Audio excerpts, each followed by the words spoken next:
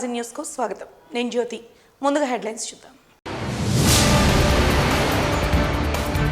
అన్నదాతకు అండగా రాష్ట్ర వ్యాప్తంగా కలెక్టరేట్ల వద్ద వైఎస్ఆర్సీపీ నిరసన కార్యక్రమం. రైతులకు మద్దతు ధర కల్పించాలని డిమాండ్ చేసిన జిల్లా అధ్యక్షుడు మాజీ మంత్రి గుడివాడ అమర్నాథ్.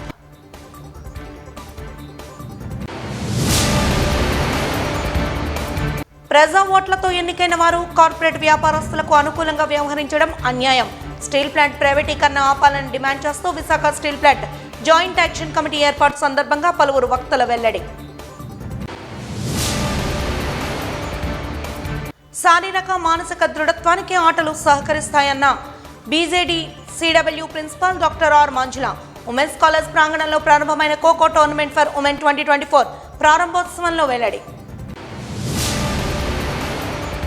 ఇక వివరాల్లోకి వెళ్తే, నిరుద్యోగ యువతను ఉద్యోగాల కోసం విదేశాలకు పంపేందుకు ఉపాధి ఏజెన్సీలు, నకిలీ రిక్రూట్మెంట్ ఏజెన్సీలు ఉద్యోగాల పేరుతో ప్రజలను మభ్యపెడుతున్నా, మోసం చేస్తున్న ఘటనలు తరచుగా జరుగుతున్నాయి. అనకాపల్లి నియోజకవర్గం, అదేవిధంగా రాయలసీమ ప్రాంతం, కడప జిల్లాల్లో కూడా ఇటువంటి ఘటనలు సంభవించాయి. ఇవి చాలా తరచుగా రాష్ట్ర వ్యాప్తంగా జరుగుతుండటంతో పార్లమెంటేరియన్ ఎంపీ రమేష్ ఈ విషయంపై పార్లమెంట్లో చర్చించారు. ఎక్కువ మంది ఉపాధి కోసం మిడిల్ ఈస్ట్కు వెళ్లడానికి ఉత్సాహం చూపిస్తున్నారని ఆయన తెలిపారు. ఏజెన్సీల మోసానికి గురవుతున్నారని, మోసపోయాక జరిగిన అన్యాయం మన దృష్టికి వస్తుందంటూ వాపోయారు. ఈ మోసాలను, ఘటనలను నియంత్రించడానికి ఏదైనా యంత్రాంగం ఉందా? ప్రభుత్వం తీసుకుంటున్న చర్యలు ఏమిటి? విదేశాంగ మంత్రి ఈ విషయంపై స్పందించాలంటూ ఆయన అడగగా, విదేశాంగ మంత్రి డాక్టర్ సుబ్రహ్మణ్యం జయశంకర్ ఇలా సమాధానమిచ్చారు. ప్రధానమంత్రి నరేంద్ర మోదీ ప్రభుత్వ హయాంలో గల్ఫ్ దేశాలతో సంబంధాలు మెరుగుపడ్డాయని, యుఏఈ లాంటి దేశాన్ని తీసుకుంటే విదేశాంగ మంత్రి గత ఎన్నో ఏళ్లుగా ఇక్కడే ఉంటున్నారని, ప్రధానమంత్రులెవరూ గతంలో యుఏఈకి వెళ్లిన దాఖలాలు లేవని చెప్పుకొచ్చారు. Regulatory mechanism being adopted by the government to stop raising the incidence of employment agencies and fake recruitment agencies duping people in the name of job offer to send unemployed youth abroad for the job. As it is frequently happening in my constituency in Anakapalli and also from Kadapa district, majority of the people are going to Middle East. And everybody cheated. Every day we are getting a request, sir, we have been cheated, kindly look after, discuss with the foreign affairs minister like that. Is there any final regulatory or any mechanism, sir? Thank you. The Immigration Act 1983, which provides government powers to regulate immigration for people going out to work. And that is the basis on which the recruiting agents are evaluated and clear. Where any illegal or any activity against rules happen, we can either take action against as per the Immigration Act, or there can be other provisions of the law. If somebody is cheated, that cheating will be in other provisions of the law, and we would recommend that other provisions of the law be applied. But I would also like, sir, the honourable member to know that there are cases, but there are also today a large number of people who have genuinely found satisfactory employment. For example, we have seen, sir, particularly in the last few years, because under the Modi government, our relationship with the Gulf countries has greatly improved. Sir, earlier there was an earlier question where visits were raised. Now, if you take a country like UAE, and today the UAE foreign minister is here, for 30 years, sir, no Prime Minister of India went to UAE till Narendra Modi went there. Today, if you look, every one of the Gulf countries, today the quality of our relationship is better. We are treated better out there. The governments are more cooperative in looking after Indians who have come there for work. The number of Indians they have accepted is very much more. So there is also a positive story to report, and we should balance that with some of the irregularities which take place. But the government's commitment to stamp down on the irregularities is very, very firm. Aishwarya, ఆరోగ్య, ఆనంద Andhra Pradesh, wealthy, healthy, happy సాకారమే లక్ష్యంగా Swarnandhra @2047 vision డాక్యుమెంట్ను AP ముఖ్యమంత్రి చంద్రబాబు ఆవిష్కరించారు. విజయవాడలోని Indira Gandhi municipal స్టేడియంలో నిర్వహించిన కార్యక్రమంలో సీఎంతో పాటు డిప్యూటీ సీఎం పవన్ కళ్యాణ్, మంత్రులు పాల్గొన్నారు. 10 సూత్రాలు ఒక విజన్ పేరిట డాక్యుమెంట్ను సీఎం చంద్రబాబు ఆవిష్కరించారు. జాతికి, రాష్ట్ర ప్రజలకు ఇది అంకితమని రాసి సంతకాన్ని కూడా చేశారు. అనంతరం పవన్ కళ్యాణ్, మంత్రి లోకేష్తో పాటు పలువురు ఎమ్మెల్యేలు, అధికారులు సంతకాలు చేశారు. ఈ సందర్భంగా చంద్రబాబు మాట్లాడుతూ డాక్యుమెంట్ ఆవిష్కరణ సరికొత్త చరిత్రకు నాంది అన్నారు. ఊహించిన దానికంటే ఎక్కువ విధ్వంసం జరిగిందని నేడు పనిచేస్తుంటే తెలుస్తోందన్నారు. పరిపాలన ప్రారంభించిన 6 నెలల్లోనే విజన్ డాక్యుమెంటరీ రూపొందించామన్నారు. దేశానికి అంకితం చేశామంటే ప్రజల పట్ల తమకున్న బాధ్యతకు నిదర్శనమంటూ చంద్రబాబు చెప్పుకొచ్చారు.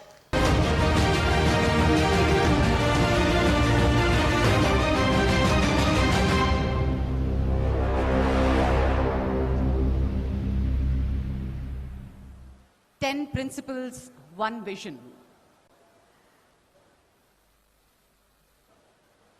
ఆ విజన్ డాక్యుమెంట్ని గౌరవనీయులైన ముఖ్యమంత్రి గారు వేదిక మీద ఉన్న అతిథులందరికీ అందించి ఆవిష్కరించబోతున్నారు.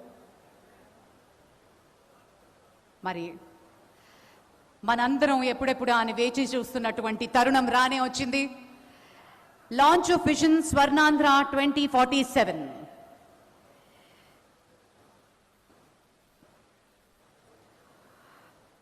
ఆంధ్రప్రదేశ్ రాష్ట్రం అభివృద్ధి పదంలో ఒక విప్లవాత్మకమైన మార్పు దిశగా ప్రయాణం ప్రారంభించింది.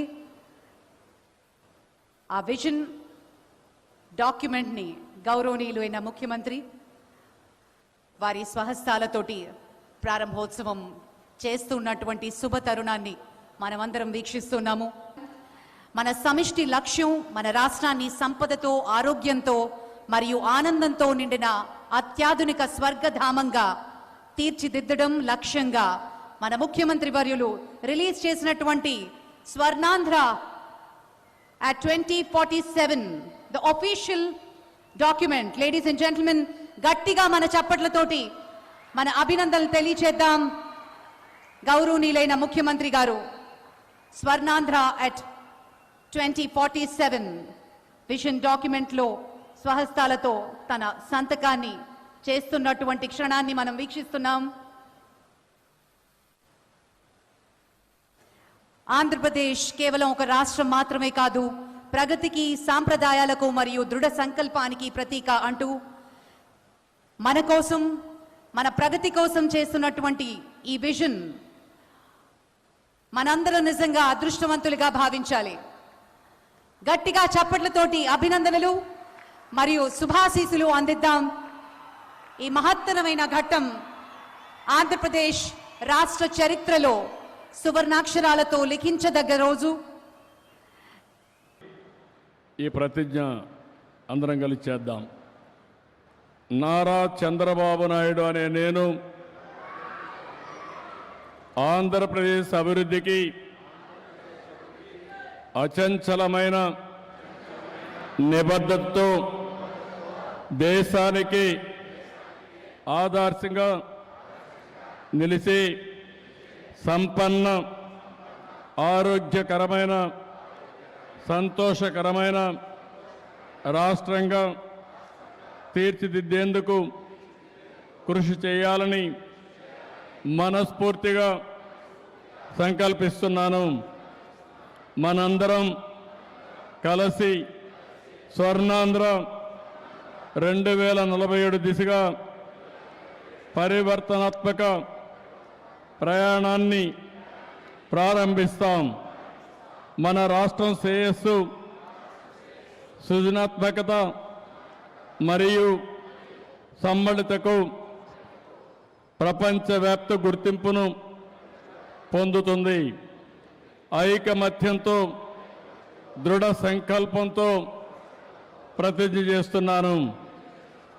ఆంధ్రప్రదేశ్ను పూర్తిగా పేదరికం లేని రాష్ట్రంగా తీర్చిదిద్దడానికి సమ్మిళిత వృద్ధి, సమాన అవకాశాలు మరియు ప్రతి ఒక్క కుటుంబం శ్రేయస్సుకు దోహదపడడం, సృజనాత్మకతను ప్రోత్సహించడం, వ్యవస్థాపకతకు మద్దతు ఇవ్వడం మరియు నైపుణ్య అభివృద్ధిని ప్రోత్సహించడం ద్వారా సమర్థవంతమైన ఉపాధి అవకాశాలను సృష్టించడం, ప్రపంచ స్థాయి విద్య, అత్యాధునిక నైపుణ్యాలతో మన యువత ఎదుగుదలను ప్రోత్సహించడం, వారు ప్రపంచ వేదికపై రాణించడానికి వీలు కల్పించడం,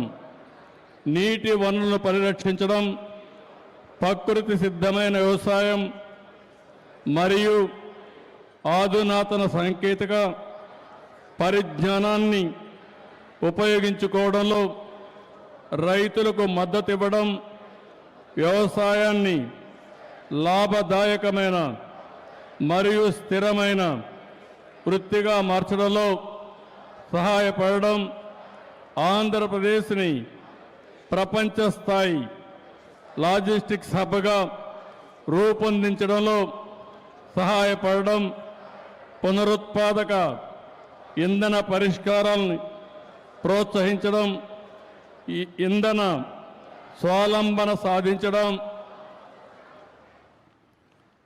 ఆవిష్కరణ ఉత్పాదక ప్రమాణాల్లో ఆంధ్రప్రదేశ్ ప్రపంచ నాయకత్వం వహించడం, పరిశుభ్రమైన సుస్థిరమైన ఆంధ్రప్రదేశ్ను నిర్మించి భవిష్యత్ తరాలకు పచ్చని పర్యావరణాన్ని అందించడం, శక్తివంతమైన సాంకేతిక పరిజ్ఞానాన్ని అవలంబించడం మరియు ఉపయోగించడం ఇది మన సమిష్టి వాగ్దానం. రాష్ట్రంలో ప్రతి ఒక్క వ్యక్తి, ప్రతి కుటుంబం, సమాజం సమిష్టిగా అభివృద్ధి చెందడం మరియు పురోగతి సర్వసమ్మిళితంగా ఉండడం, అందరం కలిసి స్వర్ణాంధ్ర 2047 ద్వారా దేశానికి, ప్రపంచానికి స్ఫూర్తినిచ్చే మహోన్నత వారసత్వానికి రూపకల్పన చేద్దాం. జై హింద్, జై ఆంధ్రప్రదేశ్. వైసీపీ అధినేత వైఎస్ జగన్మోహన్ రెడ్డి కార్యాచరణ కూడా ప్రకటించారు. అన్నదాతకు అండగా రాష్ట్ర వ్యాప్తంగా కలెక్టరేట్ల వద్ద నిరసన కార్యక్రమాల్లో భాగంగా విశాఖ కలెక్టరేట్ వద్ద వైసీపీ నేతలు ఆందోళన బాటపట్టారు. జిల్లా పరిషత్ కార్యాలయం నుంచి కలెక్టరేట్ దాకా వైసీపీ శ్రేణులు భారీ ర్యాలీ నిర్వహించారు. కలెక్టరేట్లోనికి వెళ్లనీయకుండా పోలీసులు అడ్డుకోవడంతో అక్కడ ఉద్రిక్త వాతావరణం నెలకొన్నప్పటికీ ఈ క్రమంలో తోపులాట జరగా మాజీ ఎమ్మెల్యే చింతలపూడి వెంకటరామయ్య స్వల్పంగా గాయపడ్డారు. కలెక్టరేట్ లోపలికి వెళ్లి వినతి పత్రాన్ని ఇచ్చేందుకు వైసీపీ నేతలు ప్రయత్నించినా పోలీసులు అనుమతించలేదు. ఈ క్రమంలో డిఆర్డీఓకు వినతి పత్రాన్ని సమర్పించారు. అనంతరం పార్టీ జిల్లా అధ్యక్షుడు గుడివాడ అమర్నాథ్ మాట్లాడుతూ కూటమి ప్రభుత్వం అధికారంలోకి వచ్చి 6 నెలలైనా రైతులకు ఇచ్చిన హామీలను నెరవేర్చలేదన్నారు. తక్షణమే రైతులకు గిట్టుబాటు ధర కల్పించాలని, ఇచ్చిన మాట ప్రకారం రైతులకు ఏడాదికి 20,000 రూపాయలు ఇవ్వాలని, నిరుద్యోగులకు నిరుద్యోగ భృతి ఇవ్వాలని, 18 ఏళ్లు నిండిన మహిళలకు నెలకు 1500 ఇస్తామన్న హామీని నెరవేర్చాలని డిమాండ్ చేశారు. రైతుల సమస్యలు కూటమి ప్రభుత్వం పట్టించుకోవడం లేదని ఆరోపిస్తున్న వైసీపీ రైతులతో కలిసి ఆందోళన కార్యక్రమాలు నిర్వహించారు. పెట్టుబడి గిట్టుబాటు ధర, ఉచిత పంటల బీమా రద్దుతో కూటమి ప్రభుత్వం అన్నదాతను దగా చేస్తోందంటూ వారు మండిపడ్డారు.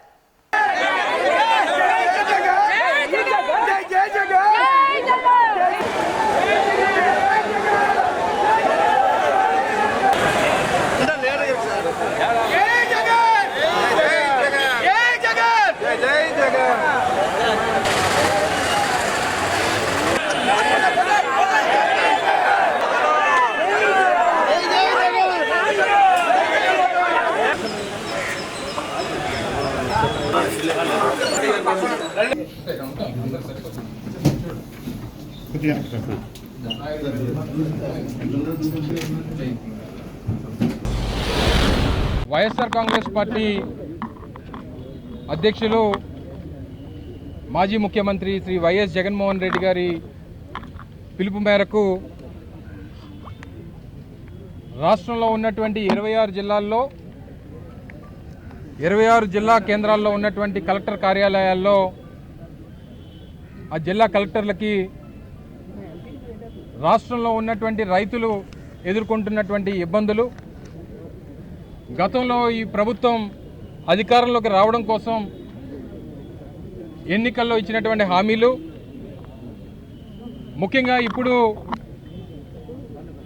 ధాన్యం కొనుగోలుకు సంబంధించినటువంటి దాంట్లో నష్టపోతున్నటువంటి రైతులకు సంబంధించినటువంటి అంశాలు, అలాగే క్రాప్ ఇన్సూరెన్స్కి సంబంధించి రాష్ట్రంలో ఉన్నటువంటి రైతాంగం పడుతున్నటువంటి ఇబ్బందులు వీటన్నిటినీ కూడా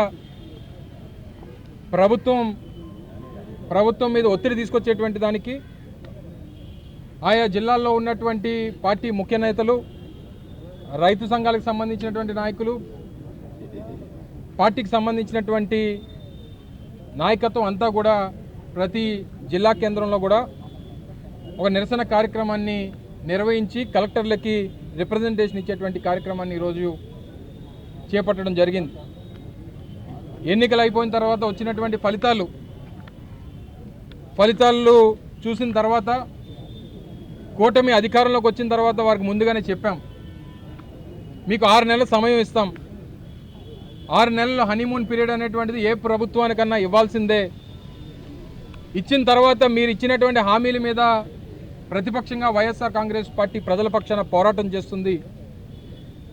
ప్రధానమైనటువంటి హామీల్ని ఏదైతే మీరు ఎన్నికల్లో గెలవడానికి ఉపయోగించుకున్నారో వాటిని నిలబెట్టుకునేటువంటి దిశగా మీ మీద ఒత్తిడి తీసుకొని వస్తుంది వైఎస్ఆర్ కాంగ్రెస్ పార్టీ అని చెప్పి ఏదైతే చెప్పామో చెప్పినటువంటి విధంగా నిన్నటికి వారు జూన్ 4వ తారీఖు అధికారంలోకి వచ్చినప్పటికీ జూన్ 12వ తారీఖు వారు ప్రమాణ స్వీకారం చేసి నిన్నటికి డిసెంబర్ 12వ తారీఖు నిన్నటికి 6 నెలలు పూర్తయింది. ఈరోజు కార్యక్రమాన్ని చేపట్టాం. రాష్ట్ర వ్యాప్తంగా వైఎస్ఆర్ కాంగ్రెస్ పార్టీ శ్రేణులు, రైతులు అందరూ కూడా ప్రతి జిల్లాలో కూడా ఈ కార్యక్రమాన్ని నిర్వహించి రైతుల పక్షాన నిలబడి ప్రభుత్వం మీద ఒత్తిడి తీసుకొచ్చేటువంటి కార్యక్రమాన్ని చేస్తూ ఉన్నాం. గతంలో ధాన్యానికి సంబంధించి వైఎస్ఆర్ కాంగ్రెస్ పార్టీ ప్రభుత్వంలో ఏదైతే మినిమం సపోర్ట్ ప్రైస్ 1750 రూపాయలు 74 కేజీల బస్తాకి వచ్చేదో ఈరోజు అదే బస్తా 1400కి 1300కి దళారుల చేతుల్లో ఎక్కడ నష్టపోతాం అనేటువంటి భయంతో వాళ్ళని బెదిరించి, రైతులను బెదిరించి ఈరోజు మధ్యవర్తులు రాజ్యం వెళ్తూ ఉన్నారు. ప్రభుత్వం ఎక్కడ పట్టించుకునేటువంటి పరిస్థితి లేదు.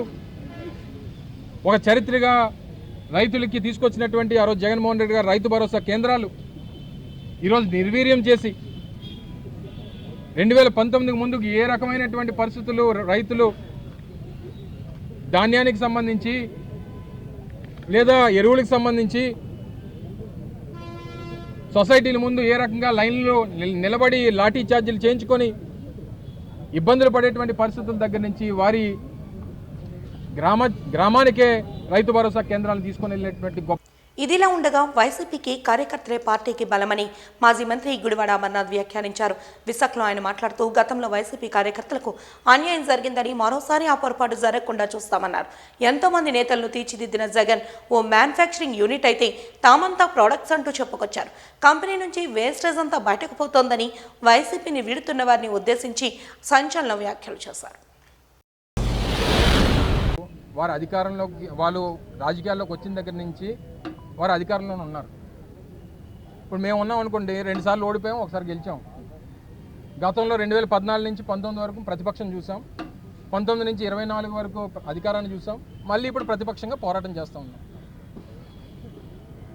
అంటే ప్రభుత్వం ఒక రాజకీయ పార్టీ అంటే ప్రజా జీవితంలో అధికార పక్షం ప్రతిపక్షం అనేటువంటిది సర్వసాధారణం. నాకు అధికారం తప్పి ప్రతిపక్షం అంటే ఎలా ఉంటుందో తెలియదు. దానికి 6 నెలల సమయం ఇవ్వాలా, సంవత్సరం సమయం ఇవ్వాలా అనేటువంటిది మేము కాదు నిర్ణయించాల్సింది. ప్రజలు నిర్ణయిస్తారు.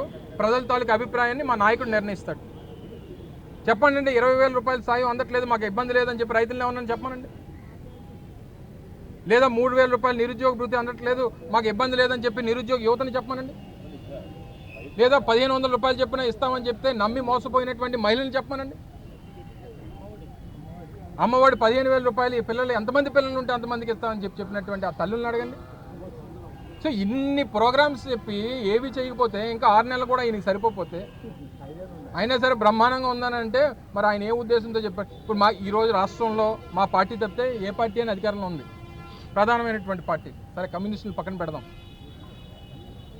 సో ఇప్పుడు మమ్మల్ని తిడితే ఏ పార్టీలోకైనా వెళ్ళిపోవచ్చు, ఏ పార్టీలోకి వెళ్ళినా అధికార పార్టీయే. ఆయన ఈ పార్టీలో ఉండేది 5 సంవత్సరాలు 8 మాసాలు. అవంతి శ్రీనివాస్ గారు 5 సంవత్సరాలు 8 మాసాలు ఈ పార్టీలో ఉన్నారు. 5 సంవత్సరాలు అందులో అధికారంలో ఉన్నారు. 6 నెలలు సైలెంట్గా ఉన్నారు. 2 నెలలు ఎలక్షన్ చేశారు. ఏంటి ఈ పార్టీకి కాంట్రిబ్యూషన్ చెప్పండి. అంటే మేము దేనికి బాధపడాలి? మాకేం నష్టం జరిగింది? మాకేం నష్టం లేదు. ఆయన వల్ల వచ్చిన లాభం లేదు, వెళ్ళిపోవడం వల్ల వచ్చిన నష్టం లేదు. సో ఇవన్నీ కూడా ఇంకా పైపెచ్చు కొంతమంది అవకాశాలను ఆయన సద్వినియోగం చేసుకున్నాడు. విశాఖలో జీవీఎంసీ కార్పొరేటర్ కాకి గోవిందరెడ్డి జీవీఎంసీ కౌన్సిల్ సమావేశంలో చేసిన వ్యాఖ్యలపై సచివాలయ ఉద్యోగులు జీవీఎంసీ గాంధీ విగ్రహం వద్ద నిరసన తెలిపారు. సచివాలయ ఉద్యోగులకు ఏం పని లేదని ఖాళీగా ఉన్నారని చేసిన వ్యాఖ్యలను నిరసిస్తూ ఉద్యోగులు రోడ్డెక్కారు. ఉద్యోగులకు వెంటనే క్షమాపణ చెప్పాలన్న ఉద్యోగులు ఒక రోజంతా సచివాలయ ఉద్యోగులతో విధి నిర్వహణలో పాల్గొంటే ఉద్యోగులు ఏం చేస్తున్నారో తెలుస్తుందని హితవు పలికారు. ఏ ప్రభుత్వ శాఖలో లేని విధంగా ఒక ఉద్యోగంతో అన్ని ప్రభుత్వ శాఖలు విధులు చేస్తోందని సచివాలయ ఉద్యోగులు మాత్రమే హితవు పలికారు. చేస్తున్నది ఒక్క శాఖ ఉద్యోగమే అయినా అన్ని ప్రభుత్వ శాఖల విధులు చేస్తున్నది తామొక్కరమేనంటూ వారు తెలిపారు. ఇదే సచివాలయ ఉద్యోగులు కోవిడ్లో ప్రాణాలకు తెగించి పనిచేస్తున్నప్పుడు తాము ఏం చేశామో వీళ్ళకి కనిపించలేదా అంటూ ప్రశ్నించారు. ఇంటి పనులు, నీటి పనులు కార్పొరేషన్కి రాష్ట్ర వ్యాప్తంగా కోట్లలో పెరుగుతున్నాయంటే అది ఒక్క సచివాలయ ఉద్యోగులు పనిచేస్తేనే జరుగుతోందంటూ తెలిపారు. ప్రభుత్వం తమకు అప్పగించిన పనులు విధి నిర్వహణలో కాకుండా సాయంత్రం 5 దాటిన తర్వాత అప్పగించిన ముఖ్యమంత్రి నారా చంద్రబాబు నాయుడు పిలుపుతో సేవలు చేస్తున్నామని తెలిపారు.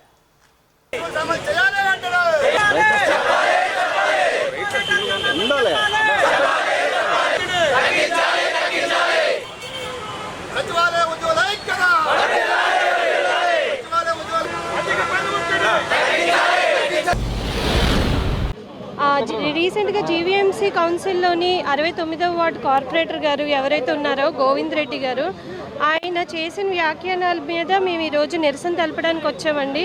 ఏం లేదు, ఆయన చాలా అవలీలగా మమ్మల్ని కించపరుస్తూ మాట్లాడేశారు.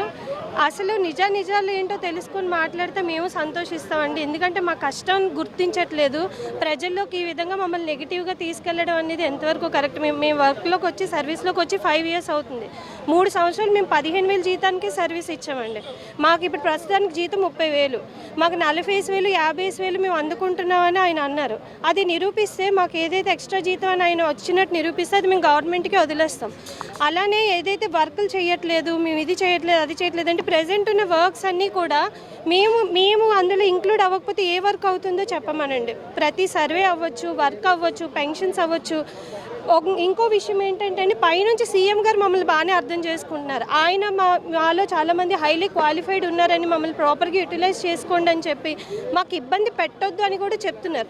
అయినా లోకల్ రిప్రజెంటేటివ్స్ ఎందుకు మా మీద ఇలా బురద జల్లుతున్నారో మాకు అర్థం అవ్వట్లేదు. పైన అధికారులకు అర్థమవుతుంది మా బాధ, మా సర్వీస్ ఏమిస్తున్నాం అనేది పై వాళ్ళకి అర్థమవుతుంది, కింద వాళ్ళకి అర్థం అవ్వట్లేదు.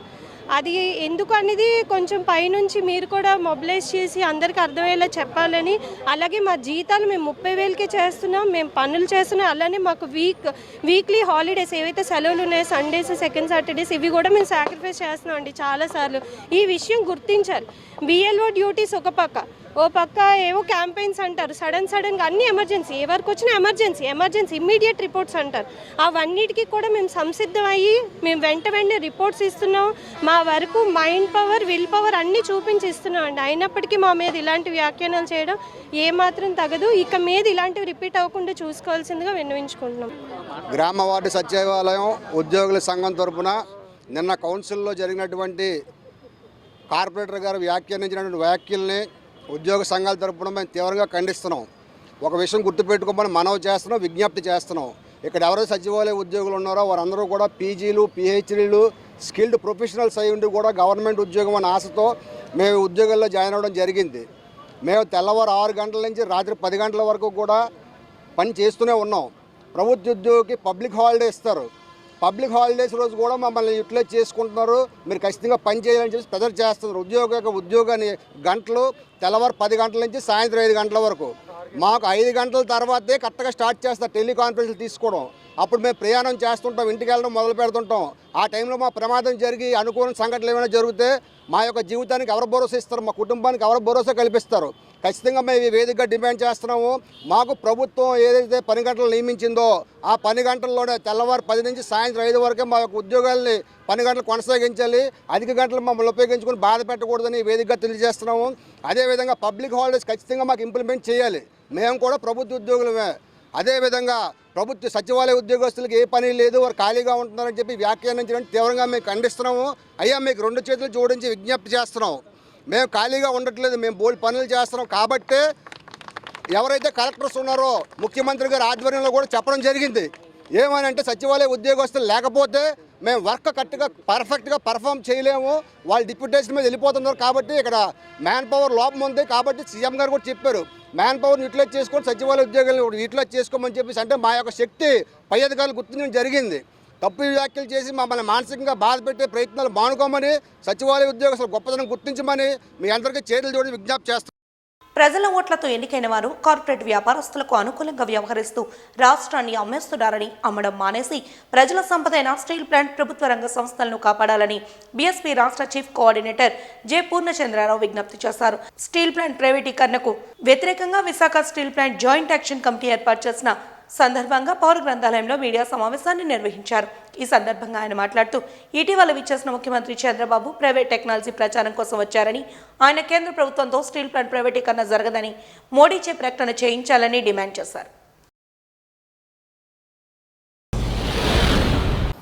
ఇతర ఈ 4 సంవత్సరాల నుంచి పోరాటంలో ఉన్నటువంటి విద్యార్థి సంఘాలు, ప్రజా సంఘాలని, పొలిటికల్ పార్టీ, వామపక్ష పార్టీలని కూడా ఇంకొంచెం విశాల వేదికగా తయారు చేస్తే మీరు చాలా ఇది వెంటనే ప్రజా ఉద్యమం కింద మార్చడానికి అవకాశం ఉందన్నమాట.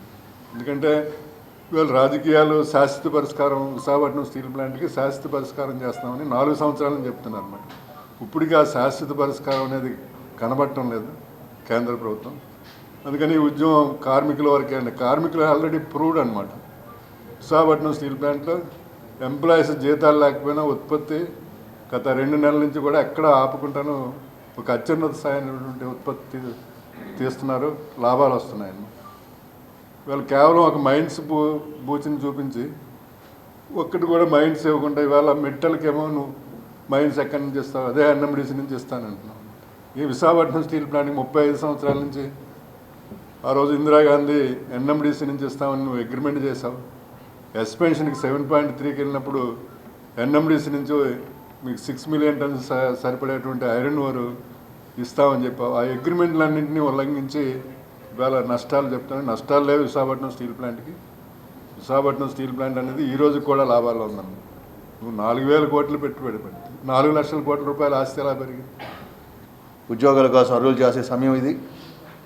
వారి తాలూకు ఆకాంక్షలు కానీ, వారి తాలూకు ఆక్రందనలు కానీ, ఆవేదన కానీ ఏమాత్రం పట్టించుకోకుండా వారిని గాలికి వదిలేసి ఇటు ప్రభుత్వాలు ఇష్టానుసారం ప్రవర్తించడం చాలా దారుణం. వారందరికీ ఉపాధి కల్పించాలని చెప్పే ఉద్దేశంతో కార్మిక సంఘాలుగా కానివ్వండి, అక్కడ నిర్వాహక సంఘాలకు ఎప్పుడు కూడా ప్రయత్నం చేస్తున్నాం. కొద్ది మేరకు ఉద్యోగాలు అనేది వచ్చినప్పటికీ 2019 నుంచి ఎటువంటి రిక్రూట్మెంట్ లేదు. ఆ రిక్రూట్మెంట్ లేకపోవడం వల్ల ఉన్నటువంటి కార్మికుల మీద పనిభారం పెరిగింది. కర్మాగారం కూడా ఒక పూర్తి స్థాయిలో ఉత్పత్తి చేయించాలని చెప్పి మేము ప్రయత్నం చేయడంతో కేంద్రం కూడా తల ఒగ్గి కొంత సాయం చేస్తున్నప్పటికీ ఉత్పత్తి పెరుగుతున్నా సరే కార్మిక వర్గాన్ని పెంచకుండా ఆ ఉన్న కార్మికుల మీద పనిభారం పెంచి వాళ్ళలో వేధింపులు కలిగించి వారికి రావాల్సినటువంటి జీతాలు ఇవ్వకుండా, కాంట్రాక్ట్ కార్మికులు సుమారు 5-6 నెలల జీతాలు ఇవ్వకుండా, పర్మనెంట్ ఎంప్లాయీస్ కూడా కింద జనవరి నుంచి మొదలుపెట్టారు. ముందు తాత్సారం చేయడం, తర్వాత ఇన్స్టాల్మెంట్ బేస్ తీసుకొచ్చారు. సెప్టెంబర్ నుంచి శాలరీస్ ఇవ్వలేదు. ఇప్పటివరకు కూడా సెప్టెంబర్ కానీ, అక్టోబర్ కానీ, నవంబర్ కానీ, ఇప్పుడు డిసెంబర్ వస్తుంది. ఈ డిసెంబర్లో మళ్ళీ క్రిస్మస్ వస్తుంది, తర్వాత సంక్రాంతి కానీ. ఇటువంటి పరిస్థితులు ఉన్నప్పుడు చాలా ఇబ్బందికర పరిణామాల్లో జీవితాలు గడుస్తున్నారు. ఇక్కడ ఉన్నటువంటి దీంట్లో ఈఎంఐలు కట్టలేక, ఇంటి అద్దెలు చెల్లించలేక, ఇది ప్రభుత్వ రంగ సంస్థ కాబట్టి ఈ ప్రభుత్వ రంగ సంస్థను కాపాడాల్సిన బాధ్యత ప్రభుత్వాల మీద ఉంటుంది. దాన్ని కాపాడుకోవాలి. దీన్ని కాపాడుకోవాలని ప్రభుత్వ రంగ సంస్థ కాబట్టి రిజర్వేషన్ పాలసీ ఇంప్లిమెంట్ అవుతుంది. నిర్వాసితులు కొంత ఎంప్లాయ్మెంట్ కానివ్వండి, లేదా ఎస్సీ ఎస్టీలకు కానివ్వండి, ఓబీసీలకు కానివ్వండి, ఫిజికల్లీ ఛాలెంజ్లు కానివ్వండి, ఎక్స్-సర్వీస్మెన్ కానివ్వండి, స్పోర్ట్స్ మెన్ కానివ్వండి, మహిళలకు కానివ్వండి, ఎంప్లాయ్మెంట్ అది వస్తుంది. ఇక్కడ రాజకీయ నాయకులు ఎవరు కూడా ప్రజల సమస్యల్ని పరిష్కరించట్లేదు. చంద్రబాబు నాయుడు ఆయన గత 2-3 రోజుల క్రితం వచ్చాడు, ఇక్కడ క్యాంప్ చేశాడు. ఇక్కడ దేని గురించి మాట్లాడాడంటే డీప్ టెక్ కదా. ఇక్కడ ఉన్న సమస్య ఏంటి? అతిపెద్ద సమస్య ఆంధ్రప్రదేశ్ రాష్ట్రానికి, ఉత్తరాంధ్రకి ఉన్న అతిపెద్ద సమస్య ఏంటి చెప్పండి? స్టీల్ ప్లాంట్ సమస్య కదా. స్టీల్ ప్లాంట్ సమస్య మీద ఆయన చూడాలి, దృష్టి సారించాలి కదా. ఈ డీప్ టెక్ ఎవరికి కావాలండి? ఈ డీప్ టెక్ ఆ కంపెనీలే వాళ్ళు ప్రచారం చేసుకుంటారు, వాళ్ళు అమ్ముకుంటారు. ఇప్పుడు ఈ సెల్ ఫోన్ కావాలనుకోండి, దానికి చీఫ్ మినిస్టర్లు సెల్ ఫోన్ గురించి మార్కెటింగ్ చేయక్కర్లా, టెక్నాలజీ గురించి చీఫ్ మినిస్టర్లు మార్కెటింగ్ చేయక్కర్లా, కంపెనీలే చేసుకుంటాయి. వాళ్ళకి తెలుసు వాడు ఎలాన్ మస్క్ ఉంటాడు, అమెజాన్ కంపెనీ ఉంటుంది, టీవీల ద్వారా రకరకాల యాడ్స్ ఇస్తారు, లక్షల కోట్ల యాడ్లు ఖర్చు పెట్టి మరీ మనకి అమ్ముతూ ఉంటారు. చీఫ్ మినిస్టర్ అనే వ్యక్తి విశాఖపట్నం వచ్చినప్పుడు ఇక్కడ దృష్టి సారించాల్సిన ప్రధానమైన సమస్య స్టీల్ ప్లాంట్. దాని మీద ఆయన దృష్టి సారించలే. విశాఖపట్నం స్టీల్ ప్లాంట్ ప్రైవేటైజేషన్ కాదు అని మరి కేంద్ర ప్రభుత్వంతో ప్రకటన చేయించాలి కదా, ఆయన చేయించలే. ఇప్పుడు కేంద్ర ప్రభుత్వం మా బీజేపీతో పొత్తు కావాలన్నప్పుడు 2-3 రోజులు ఢిల్లీలోనే ఉండి ప్రదక్షిణలు చేసి ఆయన పొత్తుని సాధించాడు కదా. మరి అలాంటప్పుడు వాళ్ళని అదే పద్ధతిలో 3 రోజులు తిరిగి 4 రోజులు తిరిగి ఈ స్టీల్ ప్లాంట్ మేము ప్రైవేటైజేషన్ చేయటం లేదు అని చెప్పొచ్చు కదా. మరి ఎందుకు చెప్పలేరు? మనకి ఉన్న chief minister strong chief minister, visionary chief minister, ఇదే వీళ్ళు మన రాజకీయ నాయకులా? తమపై గోపాలపట్నం పోలీసులు తప్పుడు కేసులు పెడుతున్నారంటూ విశాఖపట్నం గోపాలపట్నం ప్రాంతానికి చెందిన దేవులపల్లి కల్పన, దేవులపల్లి నాగేశ్వరరావు తెలిపారు. విజయ్ ప్రెస్ క్లబ్లో ఏర్పాటు చేసిన మీడియా సమావేశంలో వారు మాట్లాడుతూ గోపాలపట్నం ప్రాంతానికి చెందిన తోట లీలావతి, తోట పరమేశ్వర చంద్రరావు అనే 2 దంపతులు తమపై తప్పుడు కేసులు పెడుతున్నారని, పోలీసులు కూడా వాళ్ళకే వత్తాసు పలుకుతున్నారని, తమకు న్యాయం చేయాలని విజ్ఞప్తి చేశారు. గోపాలపట్నం సీతారామ నివాస్లో తాము 2 పిల్లలతో కలిసి ఉంటున్నామని తెలిపారు. 2017 సంవత్సరంలో తమకు వాళ్లకు జరిగిన చిన్న తగాదా అని, లీలావతి బీసీ కళింగ కులానికి చెందిన మహిళ అని, భర్త పరమేశ్వర్ సూర్యచంద్ర ఓసీ కాపు కులానికి చెందిన వారని, అయితే వారిద్దరూ కలిసి తమపై ఎస్టీ అట్రాసిటీ కేసు పెట్టడం జరిగిందన్నారు. మా మీద కొంతమంది తప్పుడు ప్రచారాలు చేసి మా మీద పోలీసులకి కేసులు పెట్టి మమ్మల్ని వేధిస్తున్నారండి. వాళ్ళు కూడా మమ్మల్ని ఏ విధంగా ప్రోత్సహించడం లేదండి. వాళ్ళ పక్కే మాట్లాడుతూ మమ్మల్ని నానా ఇబ్బందులు పెడుతున్నారండి. కనుక మేము ఎన్నిసార్లు పోలీస్ స్టేషన్కి వెళ్ళినా మా మాట అసలు పోలీసులు పట్టించుకోవడం లేదు, వెళ్ళిపోమనే చెప్తున్నారు. ఎన్నిసార్లు పోలీస్ స్టేషన్కి వెళ్ళినా వాళ్ళే వెళ్ళిపోండి మీరు ఎందుకు వస్తున్నారు అంటున్నారు. మా కేసు పట్టించుకోవడం లేదు, మా పక్క మాట్లాడడం లేదు. 2017 నుంచి ఇలాగ జరుగుతూనే ఉంది, ఇప్పటికీ ఇలాగే జరుగుతుంది. వాళ్ళదే అవుతుంది కానీ మాది ఏం అవడం లేదు. ఏమంటే మేము తక్కువ కులం వాళ్ళమని మాకు చిన్న చూపు చూస్తున్నారండి. ఎస్సీ రైల్వేలోనండి నేను ఉద్యోగస్తుందండి, ఏపీపీడీసీలో లైన్మెన్ టెస్ట్ ఉందండి, ఎంఆర్టీ టెస్ట్ నేను. నా మీద తప్పుడు కేసులు పెట్టి నా మీద మా ఆవిడ మీద పెట్టి హింసిస్తున్నారండి. తోట లీలావతి, తోట పరమేశ్వర సూర్యచంద్రరావు అని 2 వ్యక్తులండి. వాళ్ళు మొన్న 2017లో మా మీద తప్పుడు కేసు ఏంటంటే ఎస్టీ ఎరుకులను పెట్టారండి. ఇప్పుడు మనం రీసెంట్గా మేము ఒక ఇల్లు కొనుక్కున్నాం, ఫ్లాట్ కొనుక్కున్నాం, ఉంటున్న అపార్ట్మెంట్లోనే ఒక ఫ్లాట్ కొనుక్కున్నాం. దానికి గృహప్రవేశం అయిందండి. 2/6/24 గృహప్రవేశం అయింది. ఆ రోజు మధ్యాహ్నం మిట్ట మధ్యాహ్నం 2:30కి మా ఇంటికి చుట్టాలు వస్తాయి, బంధువులు భోజనాలకి.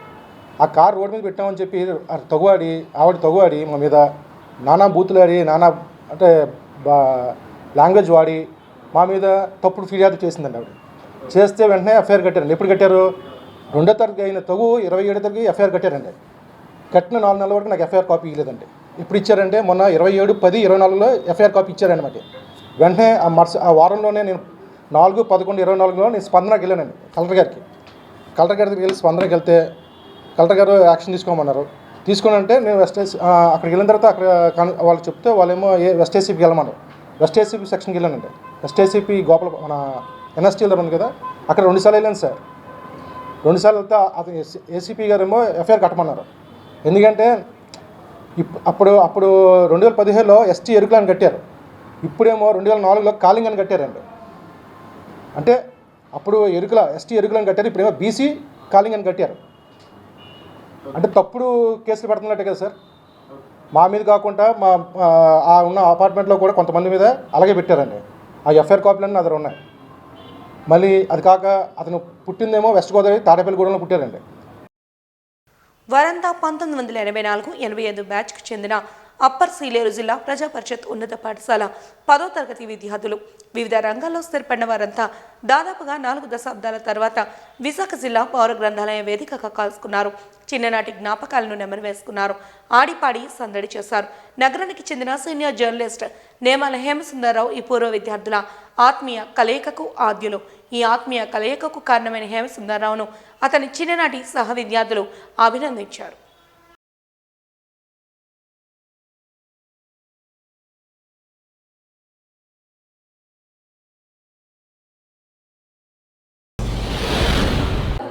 మాది అప్పర్ సీలేరు జిల్లా పరిషత్ ఉన్నత పాఠశాలలో 84-85 10th బ్యాచ్ చదువుకున్నాము. ఈరోజు మేము 40 సంవత్సరాల తర్వాత మళ్ళా గ్యాదర్ అయ్యి ఈరోజు గెట్ టుగెదర్ ఏర్పాటు చేసుకున్నాము. మాకు చాలా దూరాల నుంచి లేడీసు జెంట్స్ అందరూ కలిసి వచ్చారు. ఈరోజు మహాద్భుతంగా మా యొక్క గెట్ టుగెదర్ జరుపుకుంటున్నాము. ఈ యొక్క కార్యక్రమానికి మా క్లాస్మేట్ అయినటువంటి తెడ్లపూడి నాగేశ్వరరావు మా గెట్ టుగెదర్ ఏర్పాట్ల కోసం మా స్నేహితులందరూ కలుసుకోవడానికి ఈ ఆత్మీయ కలయికల కోసం ఆయన ఆర్థిక సహాయంతో మా అందరినీ కలిపాడు. వారికి మా హృదయపూర్వక కృతజ్ఞతలు తెలియజేస్తున్నాము. నాగేశ్వరరావు వల్ల ఎంతోమంది స్నేహితులము 40 సంవత్సరాల తర్వాత మేము కలుసుకోవడం మాకు చాలా సంతోషంగా ఉంది. వారికి మా ప్రత్యేక అభినందనలు తెలియజేస్తున్నాము.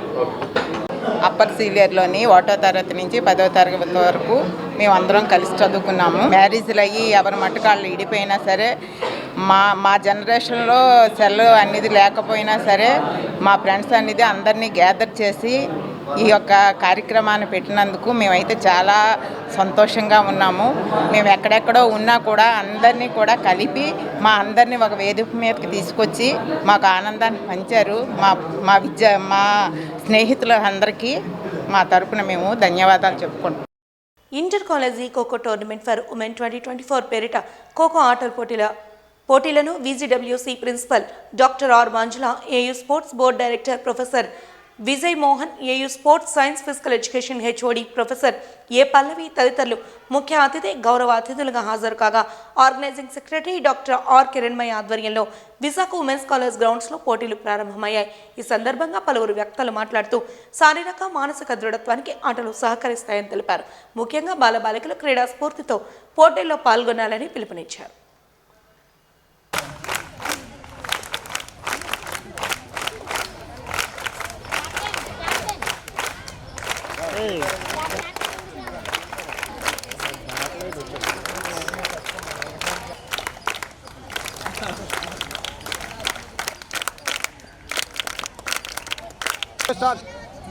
అందరూ క్లాప్స్ చెప్పండి.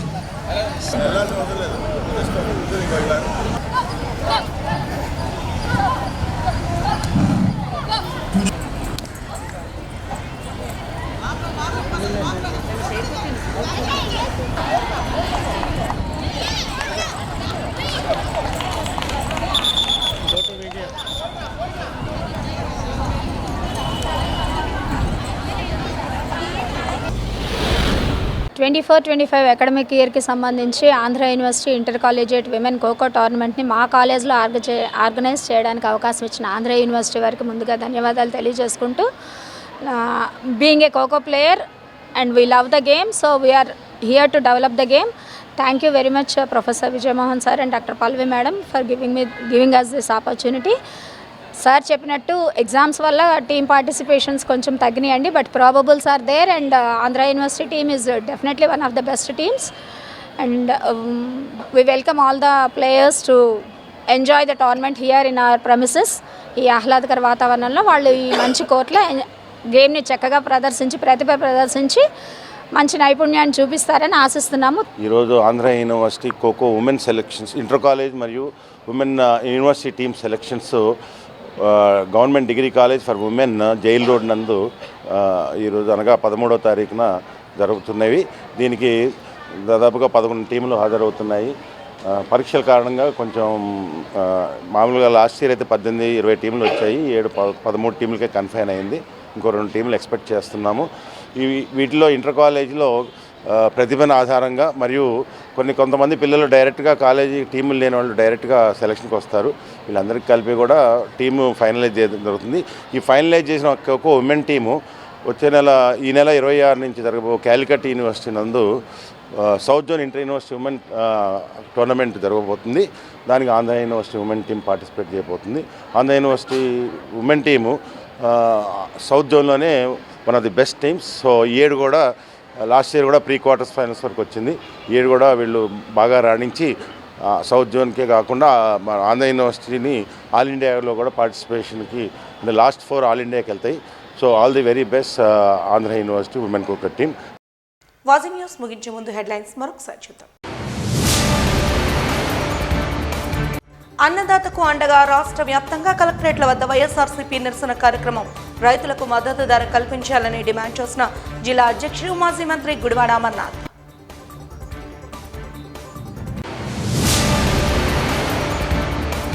ప్రజా ఓట్లతో ఎన్నికైన వారు కార్పొరేట్ వ్యాపారస్తులకు అనుకూలంగా వ్యవహరించడం అన్యాయం. స్టీల్ ప్లాంట్ ప్రైవేటీకరణ ఆపాలని డిమాండ్ చేస్తూ Visakha steel plant joint action committee ఏర్పాటు సందర్భంగా పలువురు వక్తల వెల్లడి. శారీరక మానసిక దృఢత్వానికి ఆటలు సహకరిస్తాయన్న BJD CW principal doctor R Manjula. Women's college ప్రాంగణంలో ప్రారంభమైన ఖోఖో టోర్నమెంట్ ఫర్ ఉమెన్ 2024 ప్రారంభోత్సవంలో వెల్లడి. వాజీ న్యూస్ ఇంతటితో సమాప్తం. నమస్కారం.